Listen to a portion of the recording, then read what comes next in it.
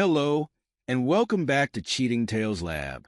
We're really excited to share today's story with you, and we're grateful you could join us.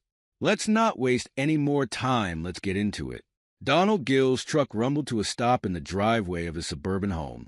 The 45-year-old civil engineer sat for a moment, his calloused hands still gripping the steering wheel.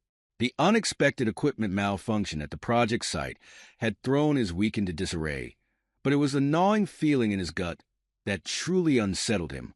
He killed the engine, the sudden silence broken only by the ticking of cooling metal. Then he heard it, a muffled giggle from an open upstairs window. The sound hit him like a punch to the solar plexus. He knew that laugh.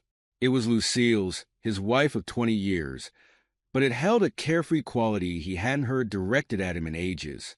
Donald moved with the quiet precision of a man who'd spent decades on construction sites.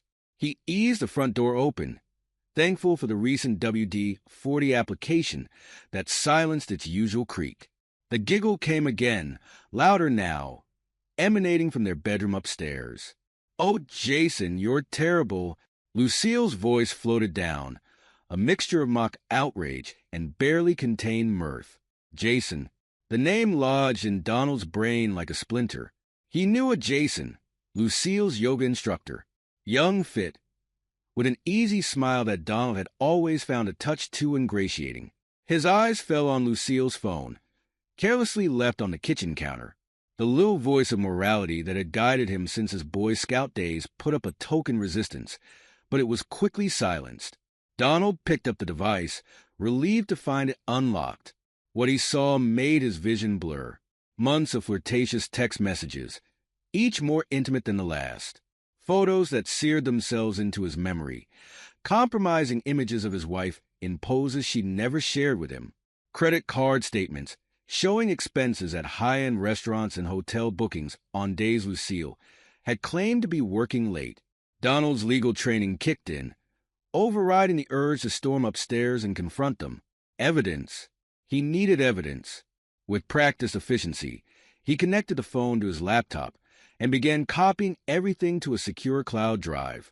As he worked, Donald's mind raced through the past few months. The late nights at the gallery, the sudden interest in yoga, the way Lucille's eyes would dart away when he asked about her day. It all fit together now, a jigsaw puzzle of betrayal. He finished the data transfer just as he heard footsteps on the stairs. Donald quickly replaced the phone and moved to the living room, feigning nonchalance as he pretended to rifle through his work bag. Lucille breezed in, her cheeks flushed and hair slightly mussed. "Donald, you're home early. Is everything okay at the site?" He looked at her, this woman he'd shared his life with for over 2 decades, and felt a chill settle in his chest. "Equipment malfunction," he said, his voice steady. "Nothing we can't handle." Lucille nodded, a flicker of relief passing over her features. "Well, I'm glad you're home. I was just about to start dinner. Any requests?" Donald shook his head, forcing a smile that felt like it might crack his face. "Whatever you want is fine.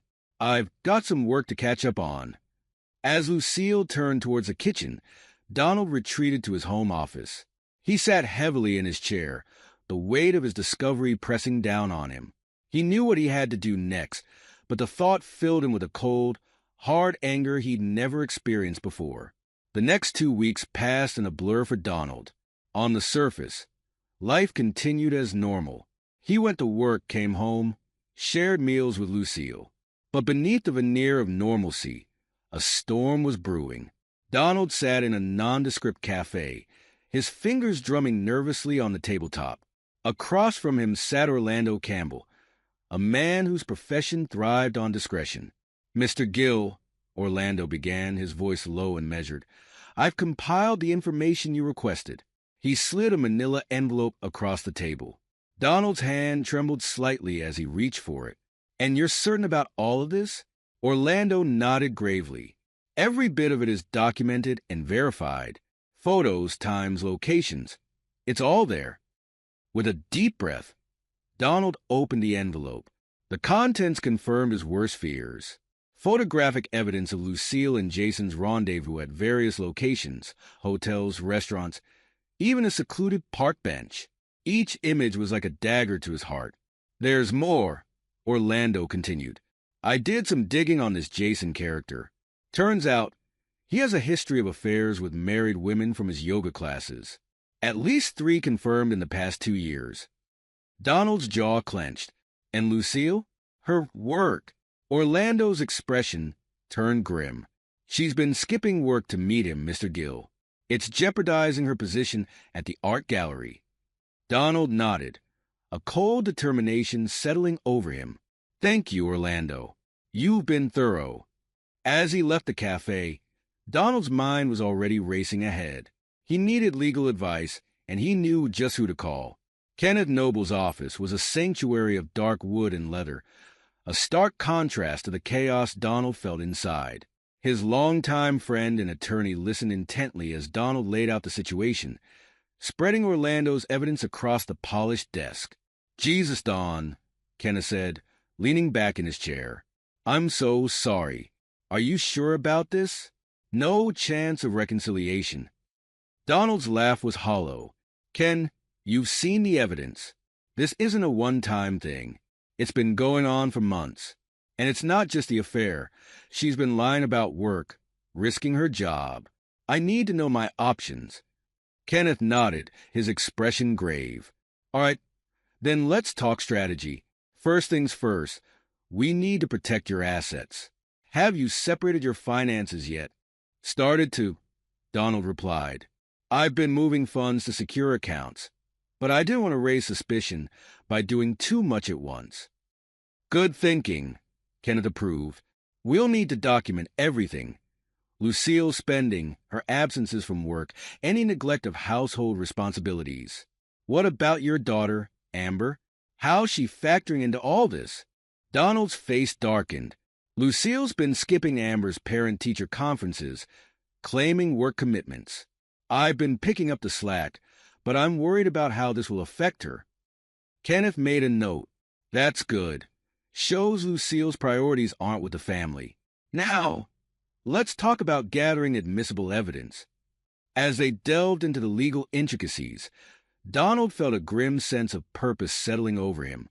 He'd been betrayed, yes, but he'd be damned if he let Lucille walk away unscathed. The next few days passed in a haze of covert financial maneuvering and evidence gathering. Donald felt like he was living a double life. Dutiful husband by night, wronged man plotting his next move by day. Friday evening arrived, heavy with anticipation. Donald had prepared a dossier of evidence, photos, text messages, financial records, all neatly organized and devastatingly thorough. As he heard Lucille's key in the lock, he took a deep breath, steeling himself for what was to come. Lucille bustled in, arms full of groceries. "Hey, honey, I thought we could have a nice dinner tonight. I picked up some of that wine you like." Donald watched her move around the kitchen, her domesticity a stark contrast to the evidence of her deceit, sitting in a folder on his lap. "Sounds great," he said, his voice carefully neutral. "Why do we sit down and talk while it's cooking?" Lucille glanced at him, a flicker of something worry, guilt, crossing her face before she smiled. "Of course. Everything okay?" They settled at the dining room table, the folder between them like a ticking time bomb. Donald looked at his wife, really looked at her, and for a moment he saw the young woman he'd fallen in love with all those years ago. Then the image of her wrapped around Jason flashed in his mind, and his resolve hardened. "Lucille," he began, his voice steady, "I need to ask you something, and I need you to be honest with me. What's your relationship with Jason?"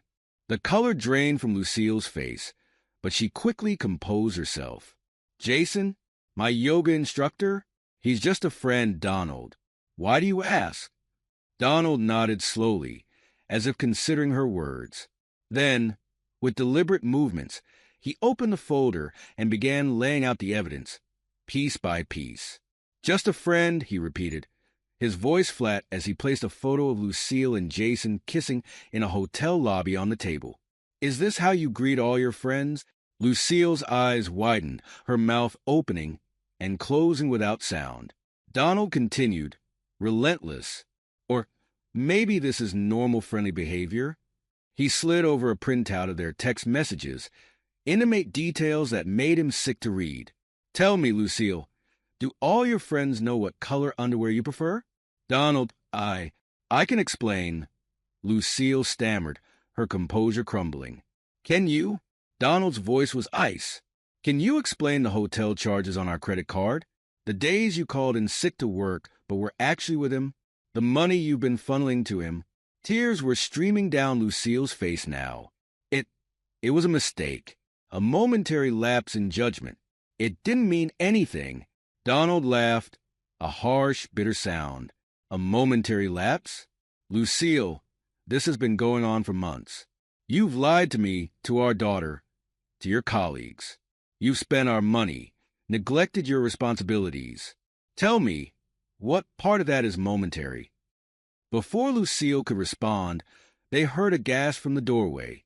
Both turned to see their daughter, Amber, standing there, her face a mask of shock and confusion. Mom? Dad? What's going on? Amber's voice quavered. Donald took a deep breath. Amber, I'm sorry you had to find out this way, but your mother. Don't you dare. Amber interrupted, her shock morphing into anger. I already know about Mom's affair, and I can't believe you're being so cold about it. Donald felt like he'd been slapped. You knew? Amber's eyes flashed. Of course I knew. Mom's been happier these past few months than I've seen her in years. And now you're going to throw it all away over something as stupid as an affair. Amber, you don't understand, Donald began, but his daughter cut him off again. No, you don't understand. People make mistakes, Dad. But if you leave us over this, if you can't forgive Mom, then you're dead to me. The words hung in the air, sharp and final. Donald looked from his furious daughter to his sobbing wife, feeling a chasm opening up beneath him. Without a word, he stood and walked out of the room. As he packed a bag in their bedroom, where Lucille had betrayed him countless times, he could hear Amber's voice drifting up from downstairs. Don't worry, Mom. He'll get over it. Your happiness matters too. Donald zipped up his bag, a cold, hard knot forming in his chest. As he walked out of the house, leaving behind the wreckage of his family, one thought crystallized in his mind. This wasn't over. Not by a long shot. The hotel room felt sterile and impersonal, a fitting backdrop for the coldness that had settled in Donald Gill's chest. He sat on the edge of the bed, his laptop open before him, the events of the past 48 hours playing on a loop in his mind. The betrayal, the confrontation, Amber's words, "You're dead to me," echoing like a cruel mantra. Donald rubbed his eyes, fatigue and emotional exhaustion threatening to overwhelm him. But he couldn't afford to break down. Not now. Not when there was so much to be done. His phone buzzed, startling him out of his dark reverie. An unknown number. Donald hesitated for a moment before answering. Mr. Gill? A crisp, professional voice came through. This is Margaret Chun from Global Infrastructure Solutions. I hope I'm not disturbing you on a weekend. Donald straightened, his mind shifting gears. Not at all, Ms. Chun. What can I do for you? We've been following your work on the Richardson project, Mr. Gill. Impressive stuff. We have a major international infrastructure project coming up in Singapore, and we'd like to discuss your potential involvement. Donald's pulse quickened. Singapore, halfway around the world. A chance to put some distance between himself and the wreckage of his personal life. I'm very interested, Ms. Chun. When would you like to meet? As he jotted down the details for a Monday morning video call, a plan began to form in Donald's mind. This wasn't just an escape. It was an opportunity. An opportunity for what? The word came to him unbidden. Revenge. The thought should have shocked him. Donald Gill, Boy Scout, upstanding citizen, contemplating revenge? But it didn't shock him. Instead, it sent a thrill of dark anticipation through his body. He opened a new browser tab and began researching. If he was going to do this, he needed information about Jason, about Lucille's finances, about divorce laws in their state. Hours passed, the room growing darker as the sun set outside his window. Donald barely noticed, his eyes fixed on the screen, absorbing every detail. It was well past midnight when he stumbled upon a forum post that made him sit up straight. A yoga student complaining about an instructor named Jason who had taken advantage of her, mentioning his gambling debts and connections to local loan sharks. Donald's lips curved into a mirthless smile. This was it, the leverage he needed, Jason's Achilles heel. He leaned back, his mind racing with possibilities. The Singapore project, Jason's gambling problem, Lucille's financial indiscretions. All the pieces were there, waiting to be arranged. Donald reached for his phone again, this time dialing a familiar number. Kenneth, it's Donald. I know it's late, but I need your advice on something. How familiar are you with international contract law? As he outlined his thoughts to his attorney friend, Donald felt a sense of purpose settling over him. This wasn't just about hurting Lucille and Jason. It was about reclaiming control, about ensuring that they felt every ounce of pain they had inflicted on him. By the time the sun rose, bathing the hotel room in a pale, watery light, Donald had the skeleton of a plan. He would accept the Singapore project. He would use the distance and the international complications to his advantage. And he would make sure that both Lucille and Jason learned the true meaning of consequences. Donald stood, stretching his stiff muscles, and walked to the window. The city was coming to life below, people starting their Sunday routines, blissfully unaware of the storm brewing in room 412. He placed his palm against the cool glass, his reflection staring back at him with hard, determined eyes. "Be prepared," he muttered to himself, a twisted echo of his Boy Scout days. Oh, he'd be prepared all right, and they wouldn't know what hit them. The Singapore skyline glittered in the distance, a testament to human ambition and engineering prowess. Donald Gill stood at the floor-to-ceiling windows of his temporary office, but his mind was far from the architectural marvels before him. A month had passed since he'd left the wreckage of his personal life behind, a month of careful planning, of setting pieces into motion. Now, it was time for the next phase. Donald turned back to his desk, where his laptop displayed a series of complex financial reports. He'd hired a team of forensic accountants, ostensibly to review the project's finances. In reality, they were tracing every penny of his and Lucille's assets. His phone buzzed, a text from the lead accountant. "You need to see this." Donald's heart rate picked up as he opened the attached file. There it was, in black and white. Lucille had been siphoning money from their joint account. Small amounts at first, then larger sums. All transferred to an account under Jason McKinney's name. A cruel smile played at the corners of Donald's mouth. This wasn't just infidelity anymore. This was financial misconduct. In the eyes of the law, it could be seen as dissipation of marital assets. He carefully saved the evidence, adding it to his growing dossier. Next, he opened his email, an anonymous account he'd set up weeks ago. With methodical precision, he began composing messages to Jason's yoga clients. Not all of them, of course, just the married women, just enough to start the whispers, the rumors. Did you know your instructor has a history of pursuing married students? Are you aware of Jason McKinney's gambling debts? Send, send, send.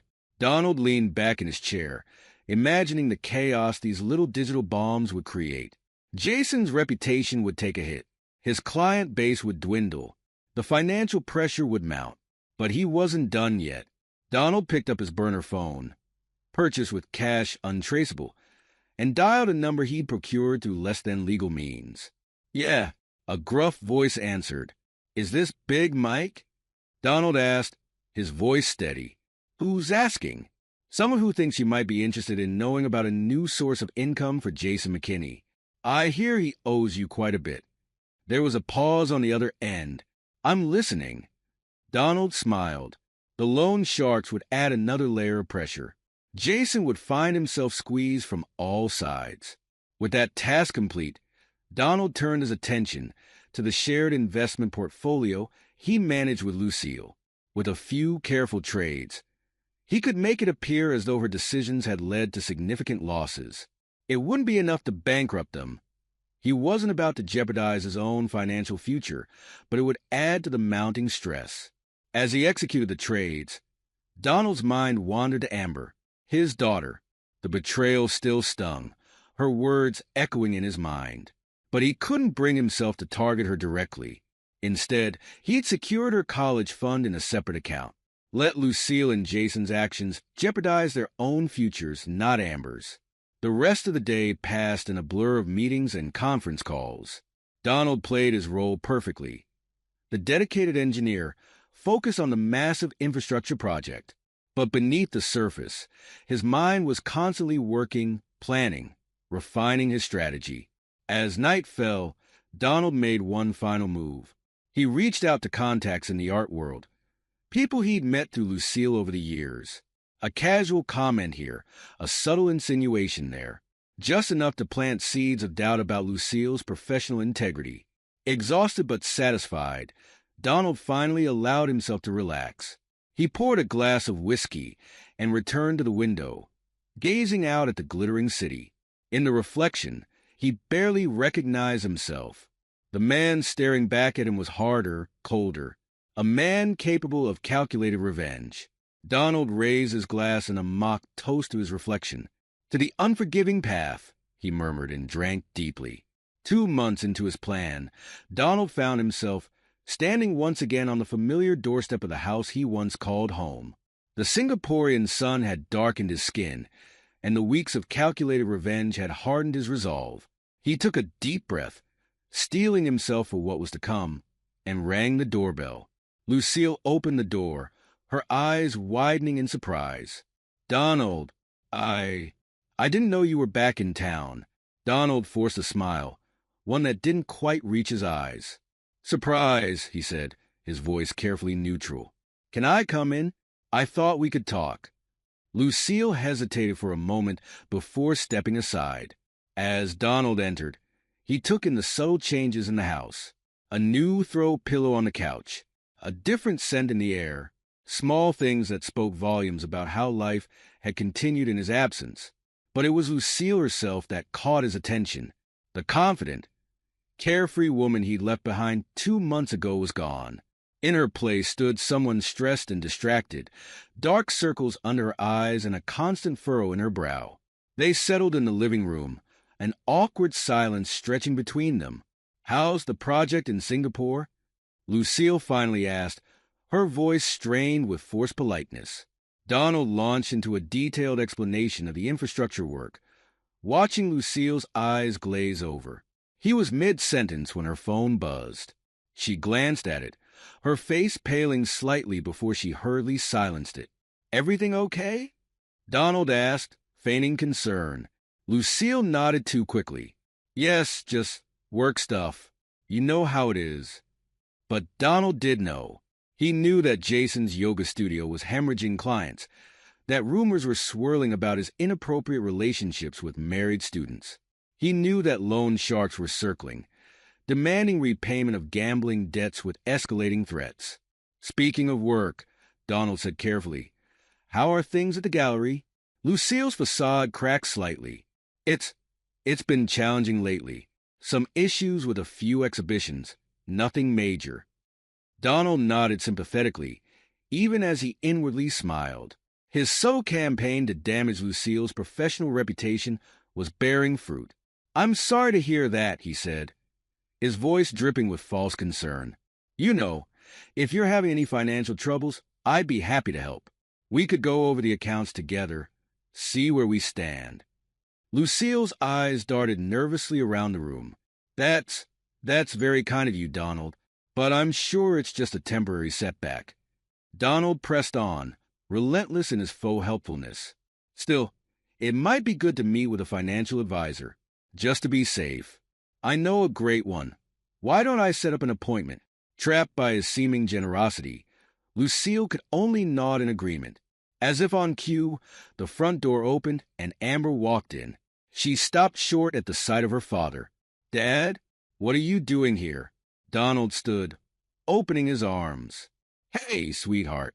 I'm back in town for a bit. Thought I'd stop by." Amber hesitated for a moment before allowing a brief, stiff hug. "How long are you staying?" "Not sure yet," Donald replied. "Depends on how things go here." He turned back to Lucille. "I'll set up that meeting with a financial advisor. Maybe Amber should join us too. Always good to start learning about these things early." Amber's brow furrowed. "Financial advisor? What's going on?" Lucille jumped in quickly. "It's nothing, honey. Just some routine financial planning." But Donald could see the seed of doubt planted in Amber's mind. Good. Let her start to question, to worry. As he left the house that evening, Donald felt satisfaction.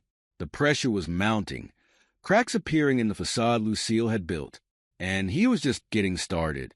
Over the next few weeks, Donald's plan continued to unfold. The meeting with the financial advisor, secretly arranged by Kenneth, painted a picture of their financial future. Donald watched as both Lucille and Amber grew increasingly anxious, the weight of potential financial ruin settling on their shoulders. During his visits, ostensibly attempts at reconciliation, Donald gathered more evidence. A carelessly discarded receipt here, an overheard phone conversation there, each piece carefully documented, building an ironclad case for the divorce proceedings to come. One evening, as Donald was preparing to leave after another tense family dinner, he overheard Amber confronting Lucille in the kitchen. "Mom, what's really going on? Are we in trouble? Is this because of Jason?" Donald paused by the door, listening intently. "It's complicated, sweetie." Lucille's voice was strained. "But I promise, I'm handling it." "Are you?" Amber's voice cracked slightly. "Because it doesn't seem like you're handling anything. Dad's back. We're meeting with financial advisors, and you look like you haven't slept in weeks." "What aren't you telling me?" Donald slipped out before he could hear Lucille's response, a cold smile playing on his lips. The doubts were growing, the pressure increasing. Soon, very soon, it would all come crashing down. As he drove back to his hotel, Donald reflected on the past 2 months. The careful manipulation, the strategic moves, the slow but steady erosion of Lucille and Jason's lives. It should have made him feel guilty, this calculated destruction. But all he felt was satisfaction. They had destroyed his life, shattered his trust, broken his family. Now, they would reap what they had sown. The unforgiving path of revenge stretched out before him, and Donald Gill was committed to seeing it through to the bitter end. Donald Gill stood in the kitchen of what was once his family home, a manila envelope clutched in his hand. The weight of its contents, divorce papers meticulously prepared by Kenneth, felt heavier than it should. He glanced at his watch. Lucille would be home soon. As if on cue, he heard the jangle of keys in the lock. Donald straightened, his face a mask of calm determination. The time for pretense was over. Lucille bustled in, arms full of groceries. She stopped short at the sight of Donald, her eyes darting nervously to the envelope in his hand. "Donald, what's going on?" He didn't answer immediately, instead watching as she set down the bags, her movements betraying her unease. When he finally spoke, his voice was steady, devoid of emotion. "Sit down, Lucille. We need to talk." She complied, sinking into a kitchen chair, her face pale. Donald remained standing, towering over her. "I think you know what this is," he said, placing the envelope on the table between them. Lucille's hand trembled as she reached for it. "Divorce papers," she whispered, not a question but a defeated statement. Donald nodded. "Along with a comprehensive record of your affair and financial misdeeds. Every text, every hotel receipt, every penny you've siphoned from our accounts to fund Jason's gambling habit." The color drained from Lucille's face. "How did you really think I wouldn't find out?" Donald's voice was cold. "I'm a civil engineer, Lucille. I build things for a living. Did you think I couldn't deconstruct your web of lies?" Tears welled up in Lucille's eyes. "Donald, please. I thought we were working on our marriage. We can work through this." For a moment, Donald felt a flicker of the love he once had for this woman, but it was quickly extinguished by the memory of her betrayal, of Amber's cruel words. There's nothing to work through, Lucille. Your actions and Amber's response have shown me the truth about our family. This marriage is over. As if summoned by her name, Amber chose that moment to walk into the kitchen. Her eyes widened as she took in the scene before her. Mom? Dad? What's happening? Donald turned to his daughter, his expression hardening. Your mother and I are getting a divorce. I'm sure this comes as no surprise to you, given your previous insight into the situation. Amber's face flushed with anger. You can't be serious. Mom made a mistake, Dad. People deserve second chances. A mistake? Donald's laugh was harsh. Let me show you what your mother's mistake has cost us. He pulled out a series of financial documents from the envelope, spreading them across the table. Your mother has been funneling money to Jason for months. Money from our joint accounts. Money earmarked for your education. Amber's eyes widened as she scanned the documents. Mom, is this true? Lucille's sob was answer enough. Amber stumbled back, her righteous anger deflating as the reality of the situation sank in. Donald watched the doubt creep into his daughter's eyes, feeling satisfaction. I'll be moving out. My lawyer will be in touch regarding the division of assets and custody arrangements. As he turned to leave, Lucille's voice, small and broken, stopped him. Donald, please. I love you. We can fix this. He paused at the doorway, not turning back. Love, you don't even know the meaning of the word. With that, he walked out, leaving behind the wreckage of his family. As he got into his car, he could hear Amber's raised voice through the open kitchen window. How could you, Mom? How could you do this to us? Donald allowed himself a small, cold smile as he drove away. The unraveling had begun. Donald sat in the austere conference room of Global Infrastructure Solutions, his fingers drumming a nervous rhythm on the polished mahogany table. The Singapore project, once his ticket to freedom and revenge, now threatened to become his downfall. Mr. Gill, the company's internal investigator, a sharp-eyed woman named Sarah Chun, began. We've received some troubling information regarding the procurement of the Singapore contract. Allegations of bribery have been made. Donald's mind raced. Bribery? He'd done nothing of the sort. Every aspect of the deal had been above board, meticulously documented. That's absurd, he replied, keeping his voice level. I can assure you, every step of the negotiation process was in full compliance with both local and international law. Sarah's expression remained impassive. I'm sure you understand that we need to conduct a thorough investigation. In the meantime, you'll be placed on administrative leave. As Donald left the office, his phone buzzed. A text from Kenneth. Lucille's lawyer called. She's using the bribery allegations in the divorce proceedings. Says it proves you're untrustworthy. Call me ASAP. Donald's hand tightened around the phone. Of course Lucille would use this against him. She was fighting dirty now, desperate to salvage what she could from the wreckage of their marriage. Over the next few weeks, Donald's life became a whirlwind of legal meetings and late-night strategy sessions. With Kenneth's help, he worked tirelessly to clear his name, all while keeping the divorce proceedings on track. We need to find out where these allegations came from, Kenneth said one evening, his tie loosened, empty coffee cups littering the desk between them. This isn't just about the divorce anymore, Don. Your whole career is at stake. Donald nodded. I've been going over every interaction, every email related to the Singapore project. There's got to be something we're missing. As they pored over documents late into the night, a pattern began to emerge. Subtle discrepancies in communication timestamps, inconsistencies in email metadata. Kenneth, Donald said slowly, a spark of realization in his eyes. I think I know what's going on. This isn't just a baseless accusation. Someone's actively trying to frame me. Kenneth leaned forward, intrigued. Go on. Look at these emails. Donald spread out a series of printouts. The headers don't match up. Someone's been intercepting and altering our communications. But who would have the resources and motivation to do something like this? The answer hit them both at the same time: a rival company. With this new lead, Donald and Kenneth redoubled their efforts. They hired cybersecurity experts to trace the altered communications, followed paper trails that led to shell companies and offshore accounts. Meanwhile, the divorce proceedings loomed. Lucille, emboldened by the bribery allegations, pushed for a larger settlement. After all, her lawyer argued in one particularly heated meeting, Mrs. Gill needs protection given the likelihood of Mr. Gill's imminent unemployment and potential criminal charges. Donald gritted his teeth, forcing himself to remain calm. He knew the truth would come out. It had to. As the investigation progressed, Donald found himself working around the clock.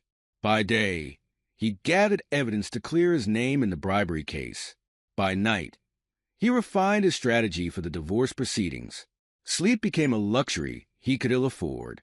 It was during one of these late-night sessions, as Donald combed through yet another batch of financial records, that he stumbled upon the crucial piece of evidence: a series of transactions, carefully hidden, that linked a rival construction firm to the shell companies behind the altered communications. "Got you," Donald whispered, a fierce grin spreading across his face. He immediately called Kenneth. "We've got them," he said as soon as his friend picked up. "I can prove the bribery allegations were a setup, but we need to move fast." Kenneth's voice was alert despite the late hour. "I'm on my way. Don't do anything until I get there." As they prepared to present their findings to Global Infrastructure Solutions and the authorities, Donald allowed himself a moment of reflection. The past few months had been a crucible, testing him in ways he never imagined. But he'd emerged stronger, more determined than ever. Lucille, Jason, the rivals who tried to frame him, they had all underestimated Donald Gill. They were about to learn the cost of that mistake. The boardroom of Global Infrastructure Solutions was silent as Donald finished presenting his evidence. The faces around the table ranged from shocked to impressed, with more than a few guilty looks from those who had been quick to believe the bribery allegations. Sarah Chun, the internal investigator who had initially confronted Donald, was the first to speak. "Mr. Gill, we owe you an apology. The thoroughness of your investigation is remarkable." Donald nodded, accepting the apology with grace. "I understand you were doing your job, Miss Chun. I'm just glad we were able to uncover the truth." The CEO, a gruff man named Harrison Wells, cleared his throat. "Donald, I won't mince words. You've not only cleared your name, but uncovered a plot that could have cost this company millions. Your integrity and dedication well, they're exactly what we need in a leader." Donald's eyebrows rose.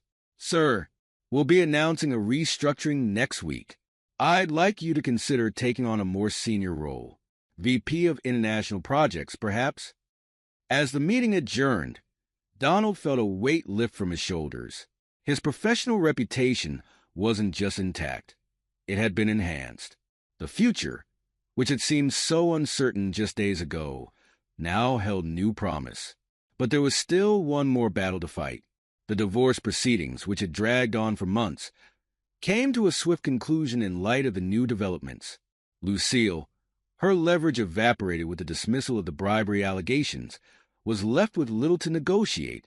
In the end, she received minimal alimony, her infidelity and financial misconduct working against her.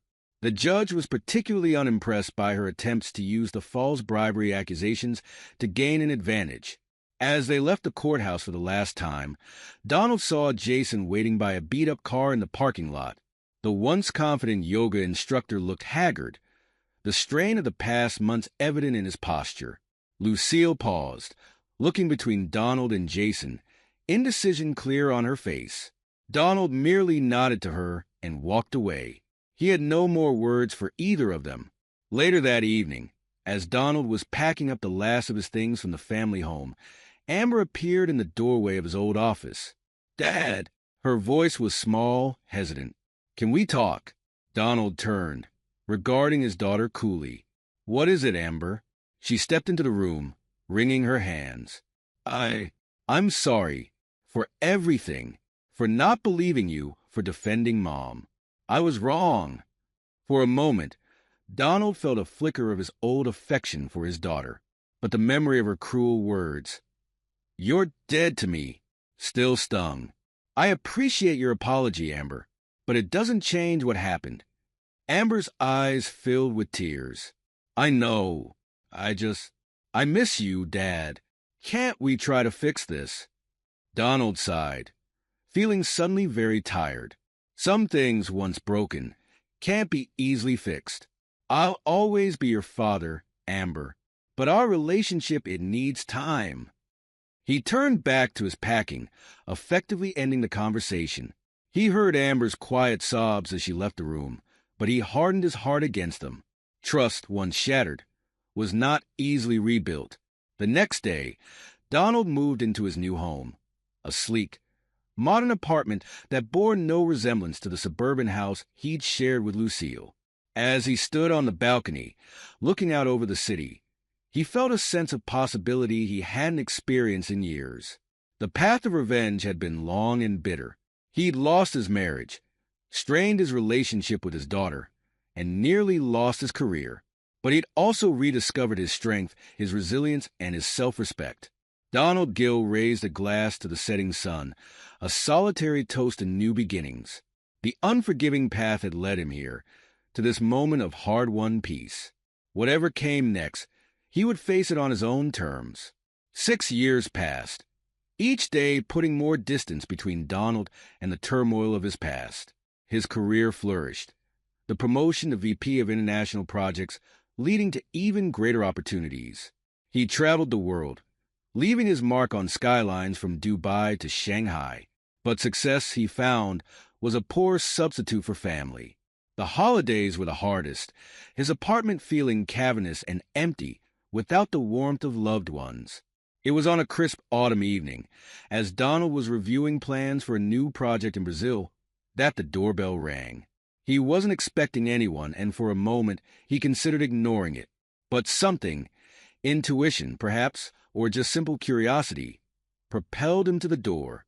He opened it to find Amber standing there, looking both familiar and strange.